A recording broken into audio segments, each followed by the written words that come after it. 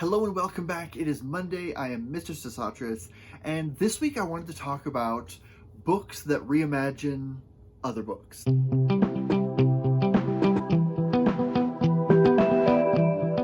These particular kinds of books are ones that I personally really enjoy, and I'm always looking for more. I know there's more kind of out there, and there's a few that I'm kind of looking for.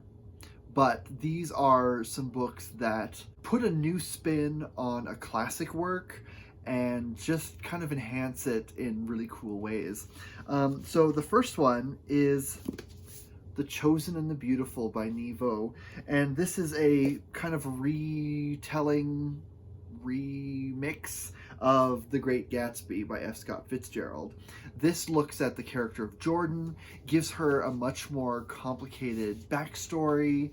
It also kind of introduces magic into the world, not in a like urban fantasy kind of way, more in a magical realism sort of way. The magical elements are just sort of there, and they really add a lot to kind of the personality of the main character and kind of how she relates to the world.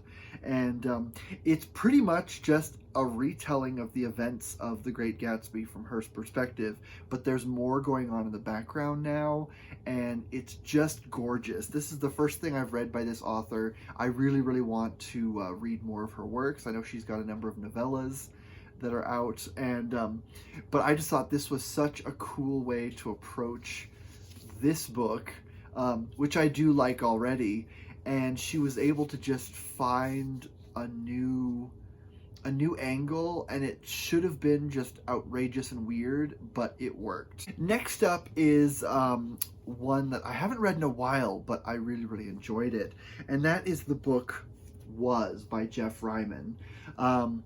This is a really cool kind of remix of The Wonderful Wizard of Oz by L. Frank Baum. But there's three different time periods. One involves kind of Baum writing the book. One involves sort of a fictionalized version of Judy Garland filming the film version and kind of what she experienced.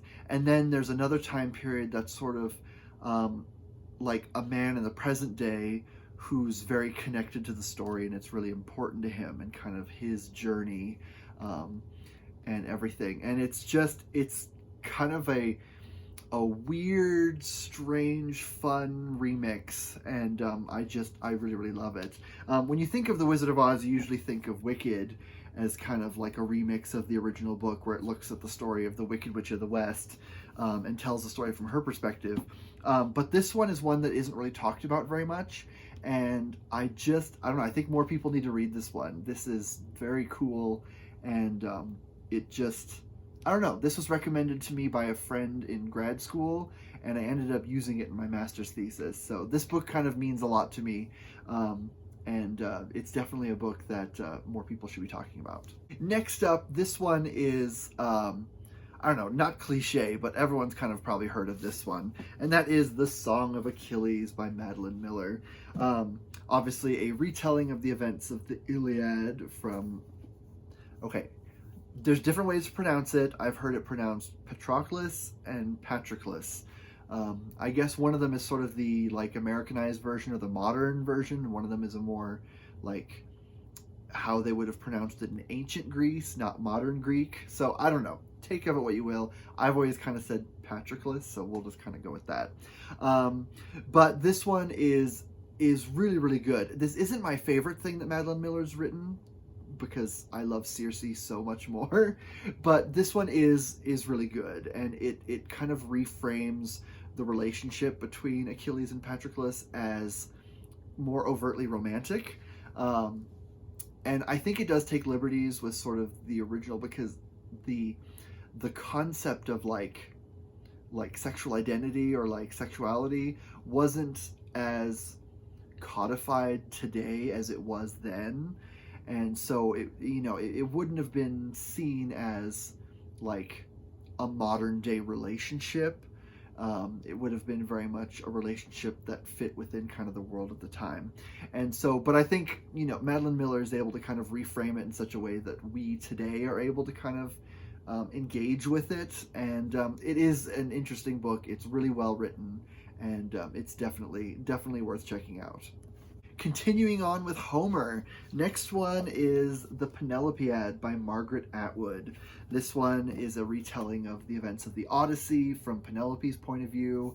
And as always, Margaret Atwood is very into kind of deconstructing, playing with genre, I don't know, reframing things, using anachronisms to sort of make a point. And so throughout, you've got these asides that are kind of in between the chapters that are told by Penelope's handmaidens, and each one is a different genre, which sounds totally bonkers.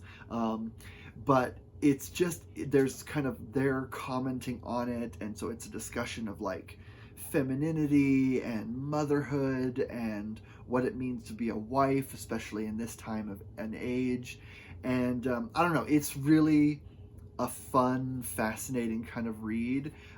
It's not historically accurate, nor does it try to be. It's more like as if you could see the events as a stage play with everyone sort of wearing modern garb. That's kind of the best way I could describe it, where it's like the setting is ancient Greece and the story is the Odyssey, but it's told with kind of a modern feminist sensibility that I think is really interesting. And this one is a lot of fun to read. Next up on the list is Wide Sargasso Sea by Jean Rhys. This one is a retelling of part of the story of Jane Eyre from the point of view of the madwoman in the attic, Bertha. It tells her story and her history. The events of Jane Eyre kind of constitute maybe the final third of this book, but it shows where she came from, the world she grew up in, how she met Rochester, and kind of what happened as she was sort of, used by him and then subsequently imprisoned by him in his attic. And it really kind of retells her story so that she's not just a cipher, because in Jane Eyre, the madwoman in the attic is kind of, she's there for sort of gothic ambiance, but in the end, Jane sort of forgives Rochester and is like, that's a thing you did, but let's get married anyways. And this book is really excellent, and it kind of tells Bertha's story. It gives her a whole complex, gorgeous backstory that's missing from Jane Eyre and really adds a lot. Her story comes from like the Caribbean, and there's so much of her culture that's a big part of her story, and then she gets pulled away from that, and we get to see her kind of become the mad woman in the attic, and kind of asks you what that really is. Is she really mad, or is this something that kind of Rochester created? But this is a great book. It's gorgeous. Would definitely recommend. This next one is kind of nerdy, and I really like it, but I know I recommend it to people and they're like, okay. And that is The Hours by Michael Cunningham. This is a sort of remix, kind of in the same way that was of Mrs. Dalloway by Virginia Woolf. And it was made into a movie that was very good, and I think adapted the novel really well, and it stars Meryl Streep, and I love her so much. But this, it's again 3 time periods. You've got one of them where you've got Virginia Woolf herself writing Mrs. Dalloway, and struggling with all the emotions that brings up. And then you've got a character who's kind of in the 1950s. She's kind of your traditional housewife, but she experiences sort of a crisis of sexuality, if that's a good way to word it. And she's inspired by the book Mrs. Dalloway, and there's kind of this sapphic pining, and this kind of feeling of being trapped in a world much like Virginia Woolf was, and her story is really, really interesting. And then you've got kind of a woman in the present day, kind of a queer woman. She's kind of out. She's, openly living with her partner, and kind of just existing in the modern world. And her story sort of mirrors the events of Mrs. Dalloway. So what went on in the story, it's sort of a modern retelling of that. And all 3 of these storylines kind of come together just to paint kind of a picture of sort of the depth of character and theme that makes Mrs. Dalloway such a great book. And this is like a favorite of mine. I love this book so much. And I also really, really love this one. Now, the last two on this list I have not read yet. That's terrible, but they are on my list, and it's definitely something that I would recommend. So the next one is Grendel by John Gardner. This is, again, it's a retelling of Beowulf from the point of view of Grendel, but it's not just a straight, like, you know, fantasy story. It's very much a philosophical kind of book.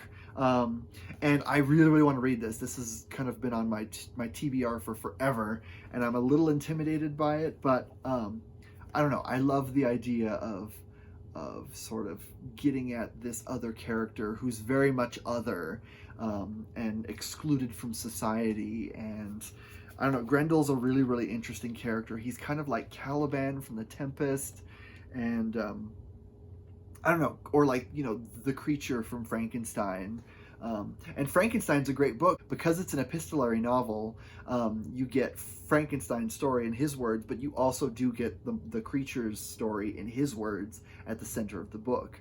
And in a lot of other stories where you have kind of the monster, and the monster is sort of sentient or alive, you don't really get their story that much. And so I'm really excited to read this one because I love Beowulf so much. I have like 4 different translations of it. I love it so much. And I've been wanting to read this for a while. And then finally, this is the book that sort of inspired this whole video, and that is James by Percival Everett. This one just came out, and it's a retelling of Huck Finn from the point of view of Jim, and we get his story. And I am so excited to read this. I've heard nothing but incredible things about it. It's just epic and sweeping and whatever, and I haven't even opened it yet. It's brand new. So I cannot wait to read this one, and you know, we all should read it together so we can talk about it later. But I love books that take, you know, a pre-existing book and kind of retell it. Yeah, I know. There is also a book that I also want to find, and it's called, I believe, The Wind Done Gone, and it's a retelling of Gone with the Wind from the point of view of the black characters. And so that's definitely one that I want to find. I believe it's written by Alice Randall. That may be incorrect, but, you know, I don't have Hi Baby. I know, I can't search right now.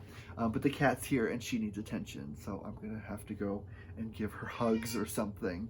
So anyways, with that, I will let you go. I will see you next week. Thank you so much for watching, and in the meantime, happy reading. Bye.